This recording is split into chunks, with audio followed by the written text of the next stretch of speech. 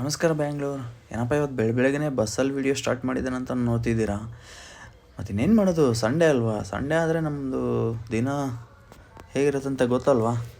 ಹುಡಿಕೊಂಡು ಹೋಗ್ತಾ ಇರೋದೆ ಎಲ್ಲಿ ಬ್ಯಾಂಗ್ಳೂರಲ್ಲಿ ಒಳ್ಳೆ ಟಿಫಿನ್ ಸಿಗುತ್ತೆ ಅಂತಂದು. ಆಗ ನಾನು ಹುಡಿಕೊಂಡು ಬಂದಿದ್ದೆ ಬ್ಯಾಂಗ್ಳೂರು ಕಬ್ಬನ್ಪೇಟೆ ಹತ್ರ ಇರೋ SLN ಟಿಫಿನ್ ರೂಮ್ಗೆ. ಅಂದರೆ ಇದು ಮುದ್ದಣ್ಣ ಟಿಫಿನ್ ರೂಮ್ ಅಂತಲೇ ಎಲ್ಲರಿಗೂ ಚಿರಪರಿಚಿತ. ಮಾರ್ಕೆಟ್ ಸುತ್ತಮುತ್ತ ಇರೋ ಜನಗಳಿಗೆ ಫೇಮಸ್ ಆದಂಥ ಹೋಟೆಲ್ ಇದು.